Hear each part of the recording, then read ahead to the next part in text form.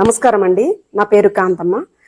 మనం ఈరోజు పచ్చిరొట్ట పైరు సాగు ఎలా చేయాలనేది ఈ వీడియోలో పూర్తి వివరాలు వీడియోలో తెలుసుకుందాం.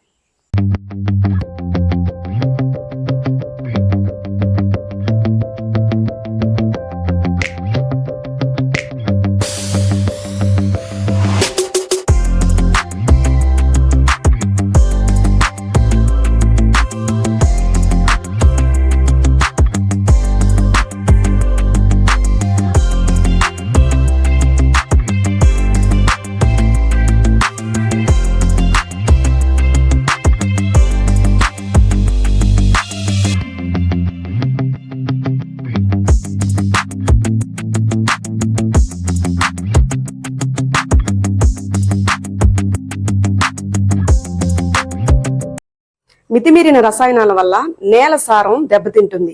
నేలలో సూక్ష్మ పోషకాలు అందక రైతు నాణ్యమైన పంటను దిగుబడి పొందలేకపోతున్నాడు. ఈ రసాయనాల వల్ల పెట్టుబడి పెరిగి రైతు గిట్టుబాటు కాక నష్టపోతూ ఉన్నాడు. ఈ నేపథ్యంలో భూమి యొక్క సారాన్ని పెంచడం అనేది అత్యంత ప్రధానమైనది.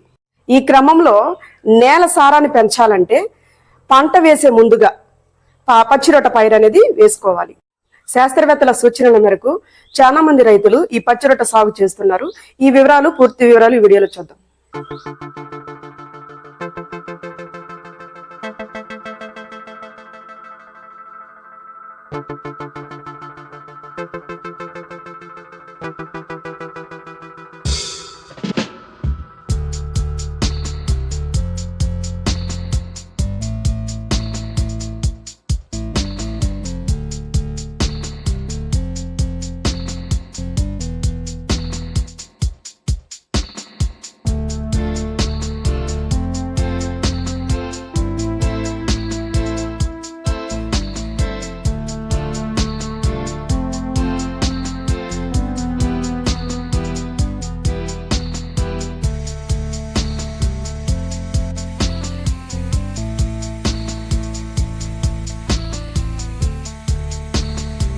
మన దేశం వ్యవసాయ ఆధారిత దేశం. ఇక్కడ ఆహార పంటలే కాకుండా కమర్షియల్ పంటలు కూడా చాలా అధికం. అయితే పంటల సాగులో రసాయనిక వినియోగం అత్యధికంగా ఉండడంతో భూసారం నానాటికి తగ్గిపోతూ వస్తుంది.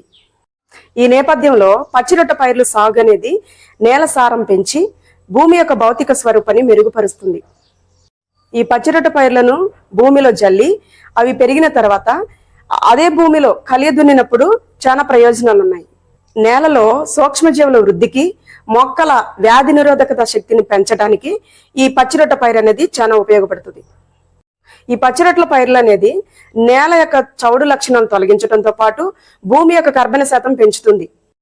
ఈ పచ్చిరొట్ట పైర్లు అనేది ఎలాంటి పరిస్థితుల్లో వేయాలి, ఎలాంటి భూమిలో వేయాలనేది రైతులు సందేహం ఉండవచ్చు. కానీ రైతులకు ఎలాంటి సందేహాలకు తావు లేకుండా పచ్చిరొట్ట పైర్లు అనేది ఈ పల్ల పొలంలోను, మెరక పొలంలోను ఎక్కడైనాను సాగు చేసుకోవచ్చు. అయితే పంట వేయడానికి ముందు పచ్చిరొట్టను సాగు చేసుకోవాలి. అయితే ఈ పచ్చిరొట్ట సాగును ఖరీఫ్ సీజన్లోను, అవకాశం ఉన్న రైతులు రబీ సీజన్లో కూడా ఈ పంటకు ముందు సాగు చేసుకోవచ్చు. ఏదైతే ఈ పచ్చిరొట్ట సాగు చేసినటువంటి నేల ఏదైతే ఉందో ఆ భూమిలో ఏ పంట వేసినప్పటికీ కూడా అది మంచి దిగుబడి అనేది వస్తుంది.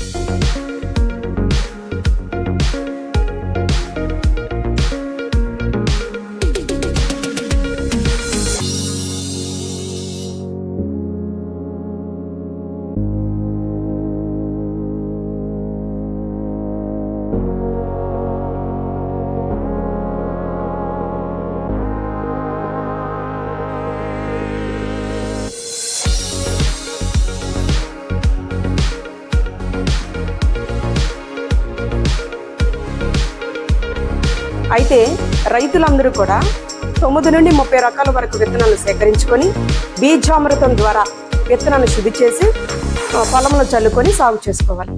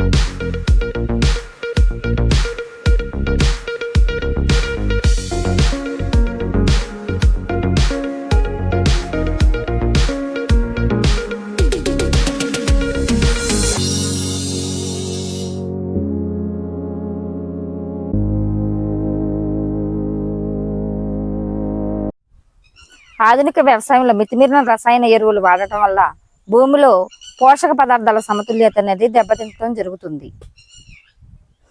దీని కారణంగా మొక్కల పోషక లోపం రావడం, పురుగు ఉధృతి అనేది పెరగడం, తెగుళ్ళు తట్టుకోలేని పరిస్థితి అనేది ఏర్పడుతుంది.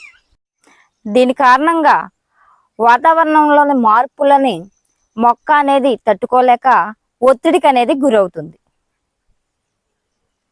మరియు ఈ మితిమీరిన రసాయన ఎరువులు అనేవి ఎక్కువగా వాడటం వల్ల భూమి భౌతిక లక్షణాలు అనేవి దెబ్బతింటుంది.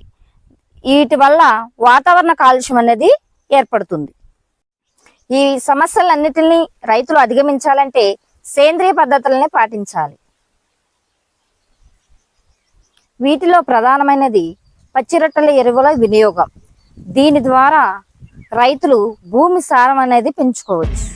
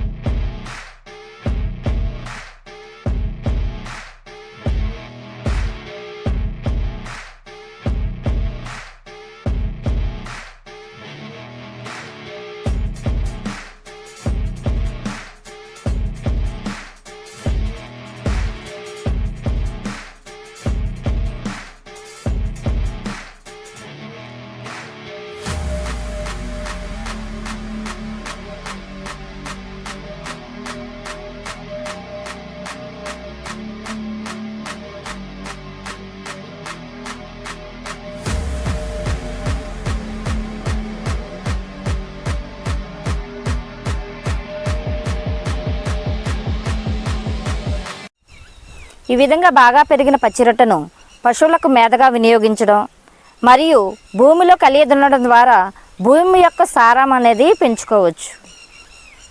ఈ విధంగా భూమి యొక్క భౌతిక పరిస్థితులు అనేవి మెరుగుపరుచుకోవచ్చు. అయితే పచ్చిరొట్ట ఎరువులలో 1-2 రకాల విత్తనాలు మాత్రమే కాకుండా ఎక్కువ రకాల విత్తనాలు అనగా 9 నుండి 30 రకాల విత్తనాలు వినియోగించుకోవాలి. ఈ విధంగా ఎకరానికి 12 నుండి 16 కేజీల వరకు విత్తనాలను పచ్చిరొట్ట సాగు కొరకు వినియోగించుకోవాలి. అంటే వీటిలో 5 రకాల విత్తన జాతులను తీసుకోవాలి. ధాన్యపు జాతి, పప్పు జాతి, నూనె జాతి, పచ్చిరొట్ట, సుగంధ ద్రవ్యాలు. ధాన్యపు జాతి అనగా రాగులు, జొన్నలు, సజ్జలు మొదలైనవి. పప్పు జాతి అనగా మినుములు, పెసలు, బొబ్బర్లు మొదలైనవి. నూనె జాతి అనగా నువ్వులు, వేరుశనగ, పొద్దుతిరుగుడు మొదలైనవి. పచ్చిరొట్ట అనగా జీలుగా, జనుము మొదలైనవి. సుగంధ ద్రవ్యాలు అనగా మెంతులు, ధనియాలు మొదలైనవి. మరియు వీటితో పాటు కూరగాయ ఆకుకూర విత్తనాలను కూడా వినియోగించుకోవచ్చు. రకాల విత్తనాలు ఎందుకు తీసుకోవాలంటే రకరకాల మొక్కలు పచ్చిరొట్ట సాగు చేయటం ద్వారా వాటి వేరు వ్యవస్థ ద్వారా అనేక రకాల పోషకాలు సూక్ష్మజీవుల ద్వారా భూమికి అందుతాయి. మరియు భూమిలో సజీవ వేరు వ్యవస్థ అనేది ఎక్కువగా ఉన్నప్పుడు ఆ వేరు వ్యవస్థ వద్ద సూక్ష్మజీవుల సంఖ్య అనేది వృద్ధి చెందుతుంది. ఈ సూక్ష్మజీవులు మొక్కలకు ఎలా ఉపయోగపడతాయి అంటే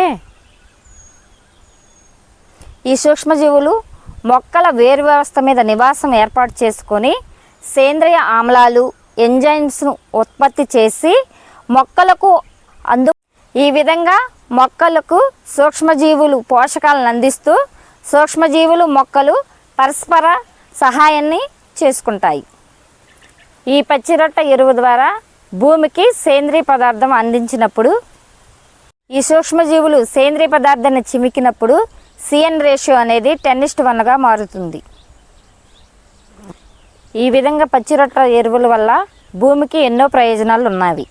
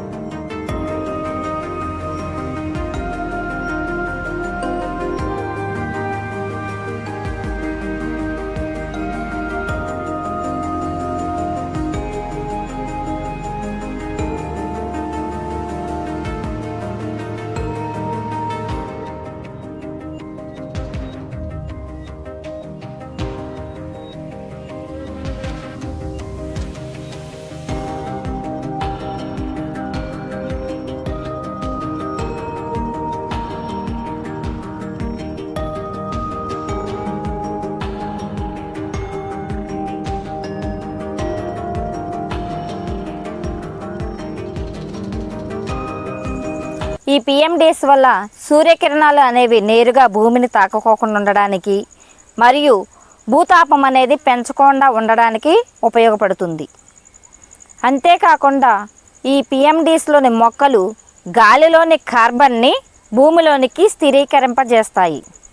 అంటే వాతావరణంలోని కార్బన్ డైఆక్సైడ్ని గ్రహించి కార్బన్ అనేది దానిలో ఉంచుకొని ఆక్సిజన్ని విడుదల చేస్తుంది. ఇలా అంటే మొక్కల ప్రతి భాగంలోనూ కర్బనం అనేది ఉంటుంది. ఈ కర్బనమే సూక్ష్మజీవులకు ఆహారము. ఈ కర్బనం భూమిలో తగు మోతాదులో ఉన్నప్పుడు భూమి అనేది నీటిని పట్టి ఉంచే గుణాన్ని కలిగి ఉంటుంది. ఈ కర్బనం బాగా ఉన్న నేలలో వేసిన పంటలు బెట్ట వాతావరణం తట్టుకునే పరిస్థితులు ఏర్పడతాయి. ఈ కర్బన శాతం బాగా పెరిగిన నేలల్లో పంట దిగుబడి అనేది మంచిగా ఉండడానికి అవకాశం ఉంది.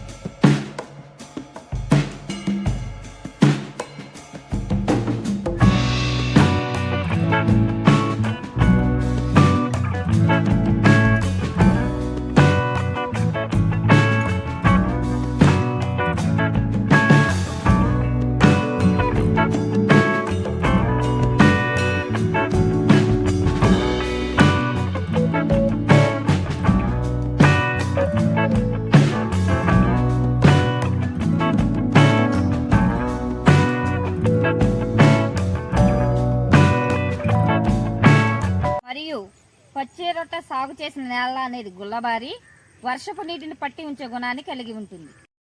ఈ పిఎండిఎస్ వేసిన నేలలో వానపాముల వృద్ధి అనేది పెరిగి నేలను ఉన్న సారవంతమైన మట్టిని భూమి పై పొరల్లోనికి తీసుకుని వస్తాయి. అదేవిధంగా రైతులు ఎదుర్కొంటున్న ప్రధానమైన సమస్య అనేది కలుపు. దీన్ని నివారించుకోవడానికి ఈ పచ్చి రొట్టెల సాగు అనేది ఉపయోగపడుతుంది. మరియు ఈ పచ్చి రొట్టెల సాగు చేసిన నేల అనేది గుల్లబారి నేల కోతకు అనేది గురి కాకుండా ఉంటుంది.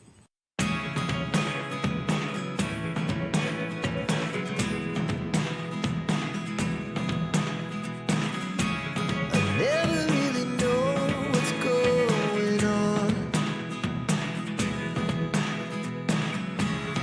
Look at me sometimes like all you want to do is run. Hear me out, hear me out. If all the things you never show, there are the things I want to know. Secret. కనుక రైతులందరూ ఈ పచ్చి రొట్టె ఎరువును సాగు చేసి వారి యొక్క భూములను సారం చేసుకోవాల్సిందిగా కోరుచున్నాము.